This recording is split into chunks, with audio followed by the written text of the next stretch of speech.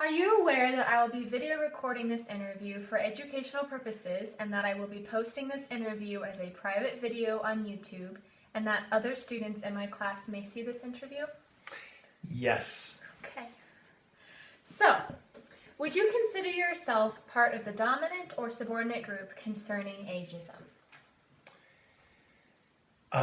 I would say that I have elements of both. I've certainly experienced both. Would you like me to elaborate? Yes. Okay. I can remember being quite young and being discounted because I felt young and I looked young. And I remember a moment in I think I was 16, 15, I was working, and I remember a young child, saying, "Oh, look, Mommy, look at what the man said." And I remember feeling that somehow I had been kind of affirmed in my maleness, if you will, and that was a great experience. I've also felt on the other side, I'm 57 now, and I've felt that I'll be around young people, teenagers, 20-something-year-olds, and it's like I've disappeared, that I'm not present to them. I might as well be invisible. And so I've kind of felt both, if you will. Has it affected the way that you view other people? I would say so. In what way? Conscious of those experiences and many others, I would say that whether they're young or old or in the middle, that I try to be conscious of the person that's there and present, whether wherever they are in their journey. You can feel empathetic. I think so.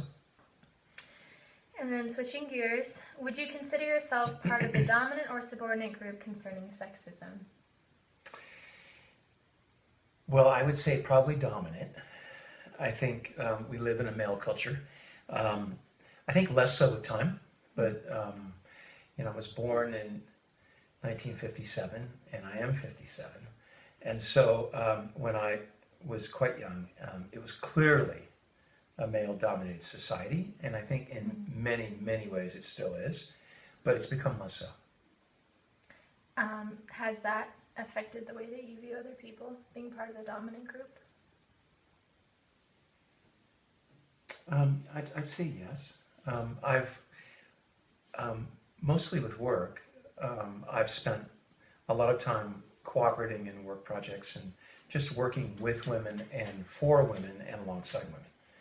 So women as customers, women as my bosses, women as kind of team members and sometimes subordinates.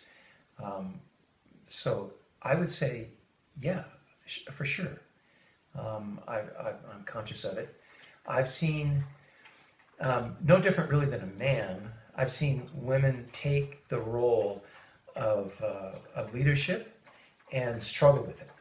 Mm-hmm. And I think I can't help but think that some of that struggle might be because in addition to the challenges of just leading, there's this idea of coming into a male-dominated workplace. The place I work is considered the leader in the Silicon Valley for promoting women, and we're 18% of our workforce is female. So it gives you an idea in high tech how male-dominated it is. And I can't help but think that as women assume roles of leadership, that they deal with a little bit more than what a man would deal with, simply because the peers of those who lead are typically men. Mm-hmm. And so you're in a community that's already male-dominated, and the chances are very good that those above you, as well as alongside, are male as well. Now, have you ever had an experience where you were the dominant and the subordinate? At the same time? Mm-hmm. Yes, and actually most people are, most of the time. You're typically not at one end of the rung or the other in terms of a ladder. And so most people deal with the fact that they have to be responsible for others. At the same time, they themselves are responding to others above them And so that's really typical, and I'd say that's the normal experience for most people in the workplace, is that they've got people reporting to them. At the same time, it's a hierarchy that they report to others, and they're responsible for the behaviors of others underneath them, just as others are responsible for them. And so, absolutely, I can't really think of too many times when that hasn't been the case. What gets interesting is when you're reporting to people who are younger, to go back to the ageism thing, and so you're both dealing with kind of this feeling of that dynamic of going, well, you're not superior in the sense of the hierarchy because you're simply older and more experienced. You're there for other reasons. And so you kind of have to work through that. And at the same time, I can say the exact same thing for male and female hierarchy, that you'll end up reporting often to women, and at the same time, they kind of have to work through that. My best boss ever that I've ever had was at HP, and I was very reluctant to start working for her because she didn't have a good reputation. And then I was delighted with her. She did the most to promote me.